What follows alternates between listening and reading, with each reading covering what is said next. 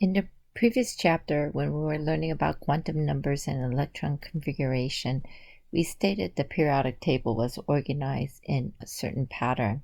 It is also organized by the periodic trends, and the 5 trends that we are going to discuss in class for this unit is atomic radius, ionic radius, ionization energy, electron affinity, and electronegativity. Atomic radius is the distance of half of an atom. It is similar to what you learn in math class. If you have a circle, the diameter is the length of the whole circle. The radius is half the diameter, or half of the circle. Prior to this unit, you had a graphing assignment. One of the activities that you had to graph was the radius, or the diameter if you double the radius, of the neutral atom. When you plotted your atoms as you go across the period, remember periods go horizontally from left to right, the atomic radius decreases, or the atomic size decreases. As I go down the periodic table, the atomic size increases, or the atomic radius increases.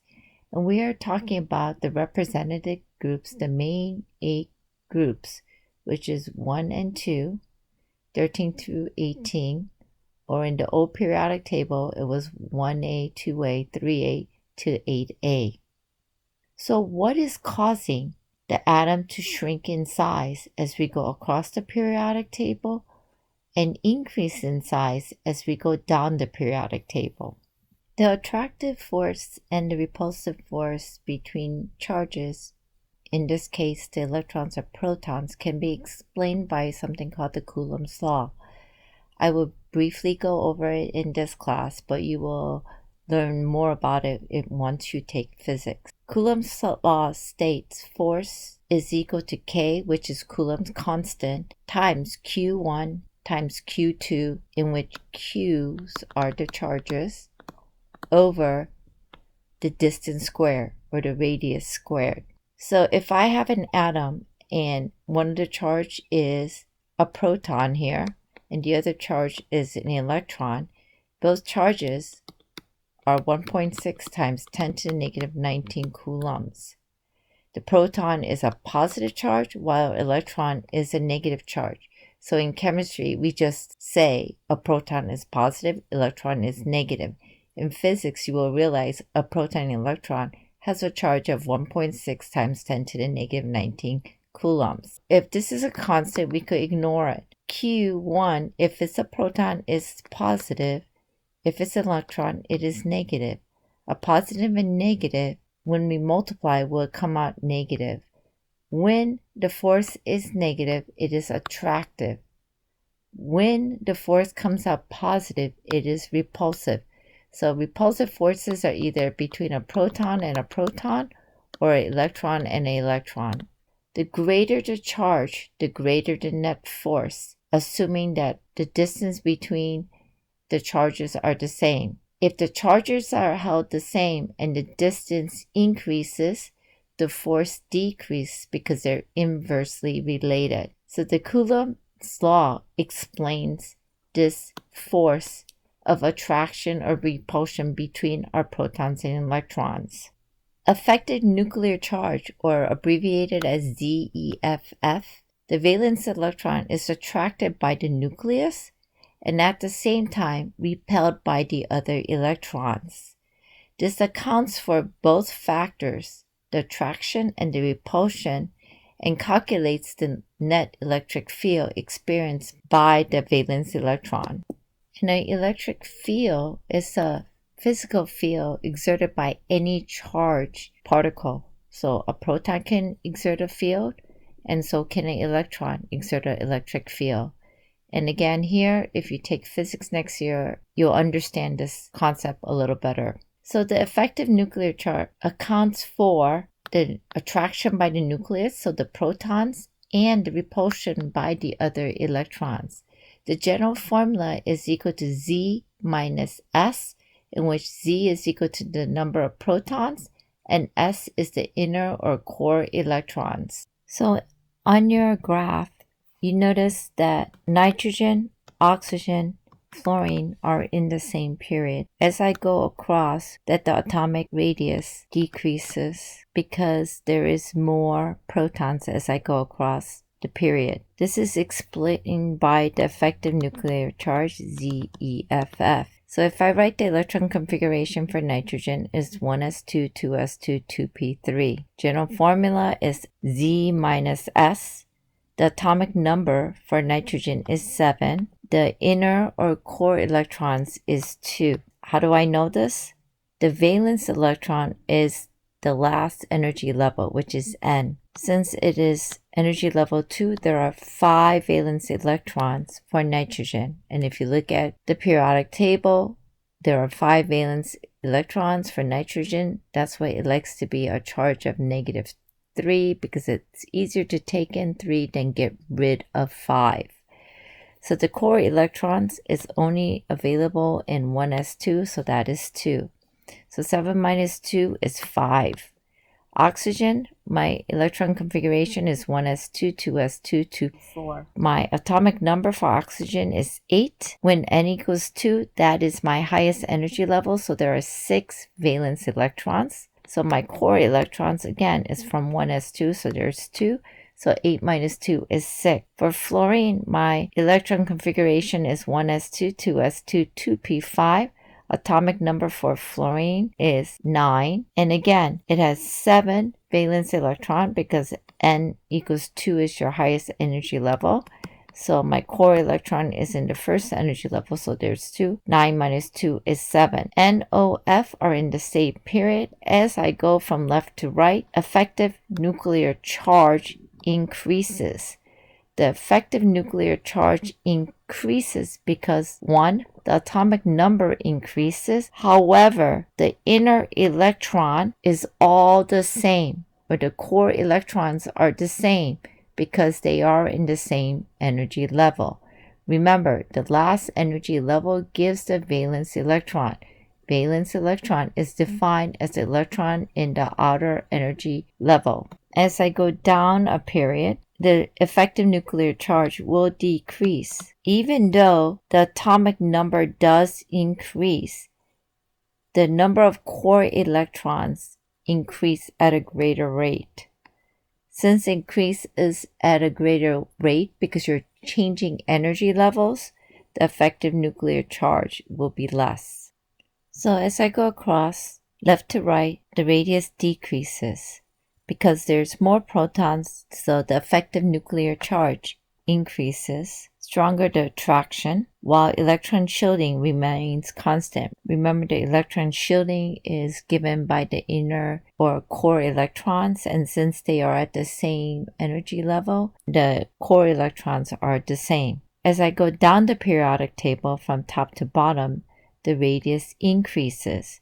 Further away from the nucleus, that distance is much greater, more energy levels. N equals 1, or the principal quantum number N is equal to 1. It is closer to the nucleus. As we reach N equals 7 is further away from the nucleus. Further away from the nucleus, there is more electron shielding because there is more core electrons. Since there are more electrons, there are more electron-electron repulsion.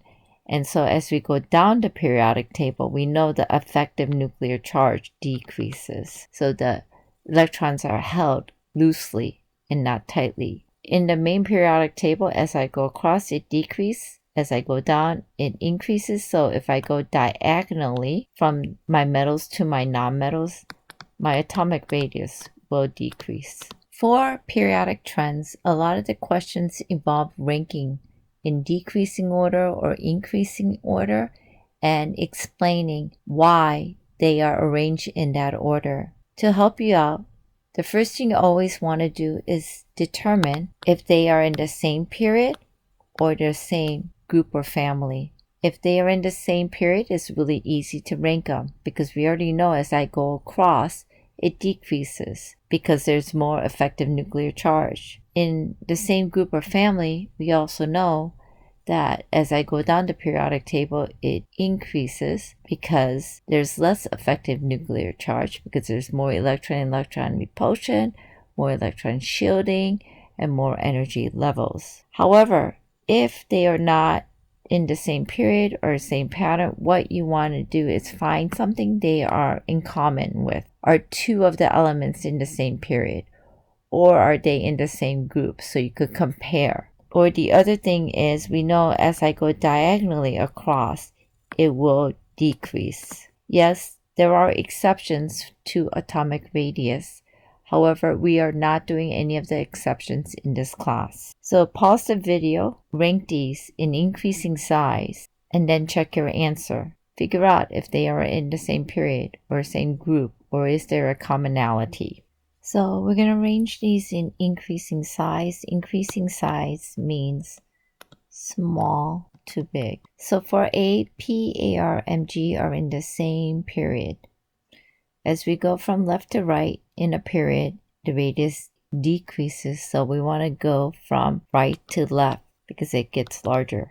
That AR is my smallest, followed by P, and then MG. So KR, FR, and H are in the same family. As I go down the periodic table, it increases. So my largest one is going to be FR. My next largest one is K, and my smallest one is H. So the order is H, KR, and FR.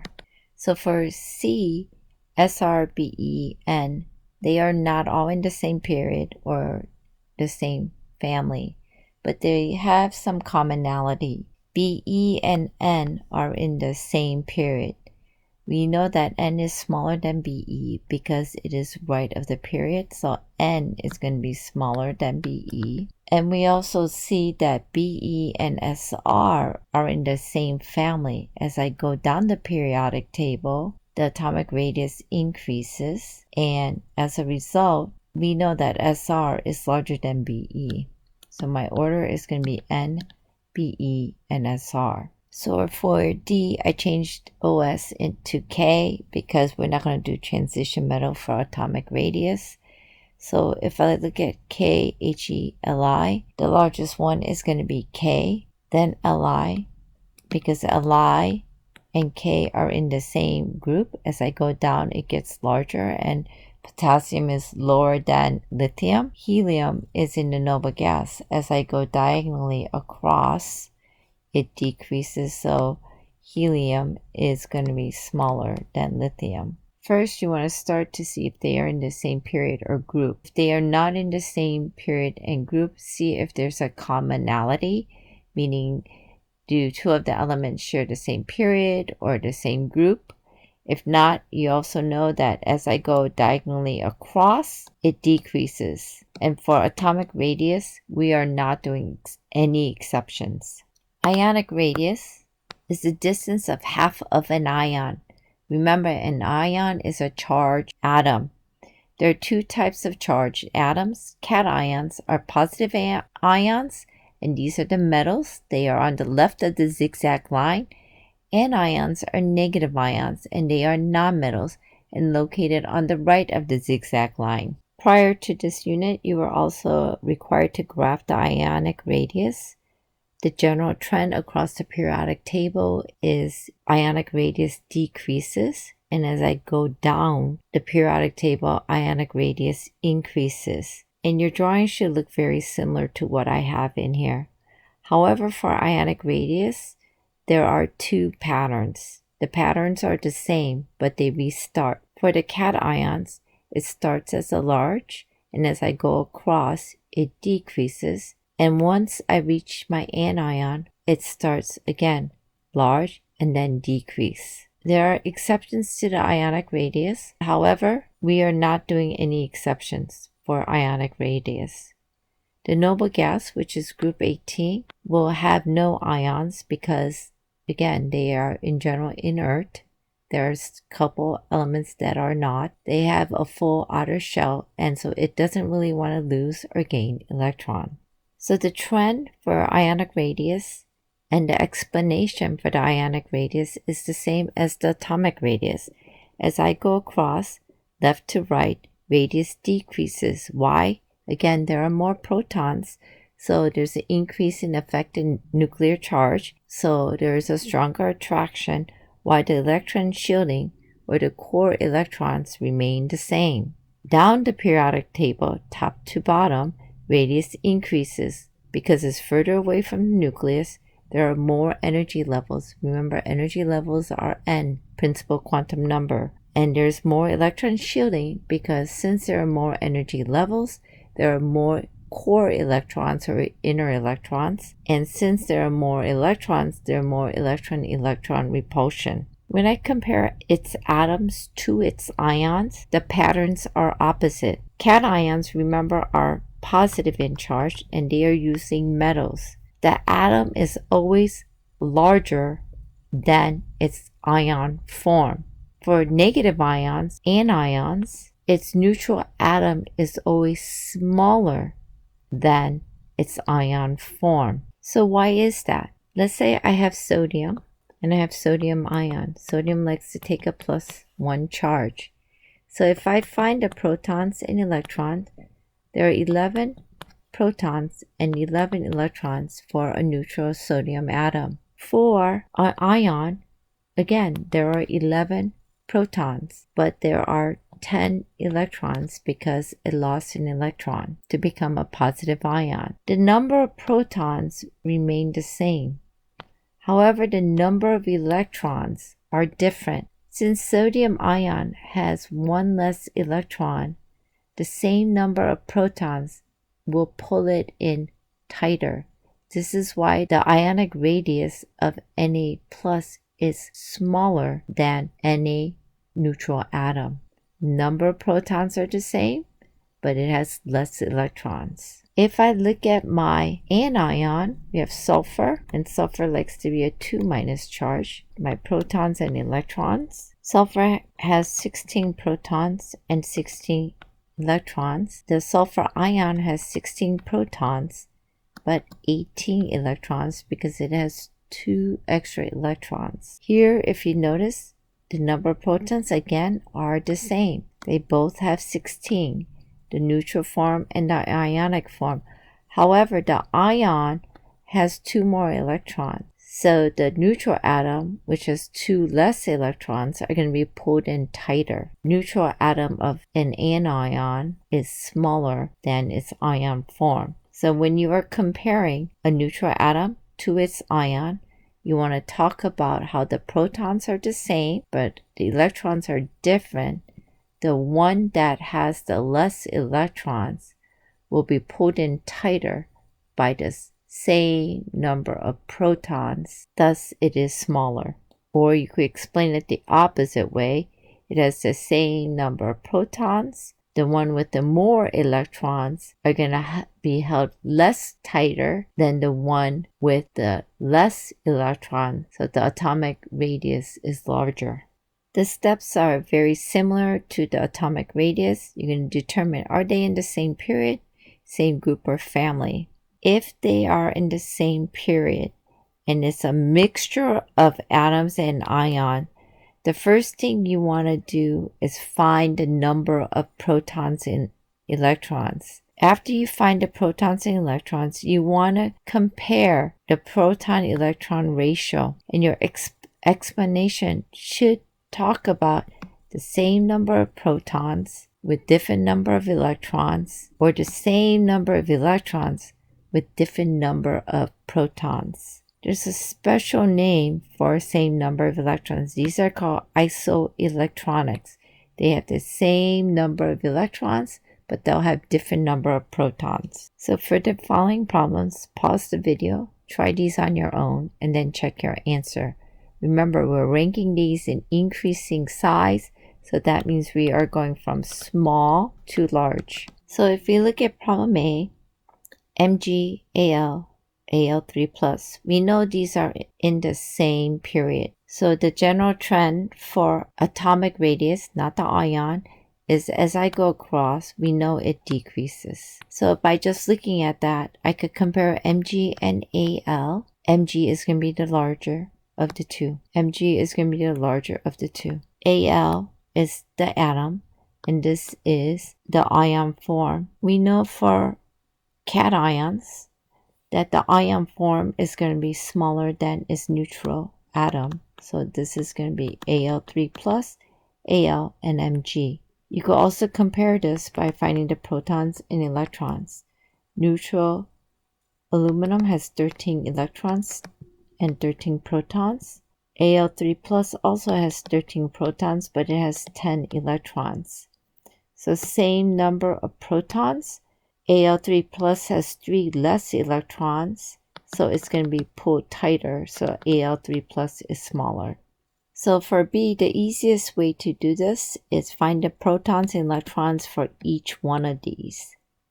They are in similar periods, but if you notice, they all have different number of electrons too. So Cl minus has 17 protons, but it has 18 electrons because it has a negative charge. Argon has 18 protons and 18 electrons because it's neutral. Potassium has 19 protons but 18 electrons because it lost an electron because it's a positive charge. And phosphorus has 15 protons and 18 electrons because it gained 3 electrons. So after I find the protons, electron, if you notice, these all have the same number of electrons. Therefore, these are all isoelectronics. They have the same number of electrons. So the size of the atom is going to be only determined by the number of protons. So the more protons it has, the smaller the atom, because the number of electrons are the same. The less number of protons, or a smaller number of protons with the same number of electrons, will have a larger radius.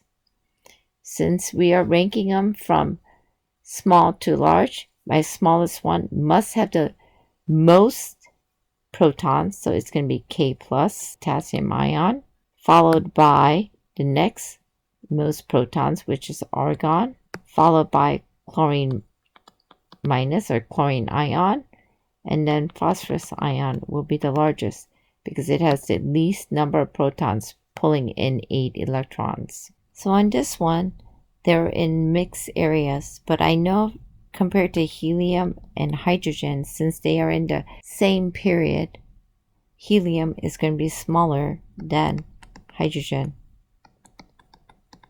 And helium and hydrogen are just going to be the smallest because they are in energy level 1. Next, we have sodium and argon. Argon is going to be smaller than sodium. And then strontium is going to be the largest. We know strontium is large because it's in a much lower energy level. But if I look at argon and sodium, they're in the same energy level, right? As I go across, argon has to be smaller because it's located in the noble gas, which is in the right, and sodium is in the metals, which is on the left side. And atomic radius decreases as I go across left to right. So my order is He, Har, Na, Sr. So for atomic radius and ionic radius, they have the same trend. As I go across, the radius decreases. As I go down the period, it increases. To rank these in order, make sure you understand increasing size and decreasing size. Determine if they are in the same period or same group and family. If they are not, see if there's a commonality. Do they share the same period, or do they share a same element in the same group? For ions, what you want to do is, if they are not located in the same period or group or have a commonality, you want to find the number of protons and electrons and explain it by the proton-electron ratio. If the number of protons are the same, the smaller radius is the one with the least amount of electrons. If the number of electrons are the same or isoelectronic, the smaller one is the one with the most protons. Please understand this video because the next three trends are in the opposite direction. Because the next three trends, the trends are in the opposite direction.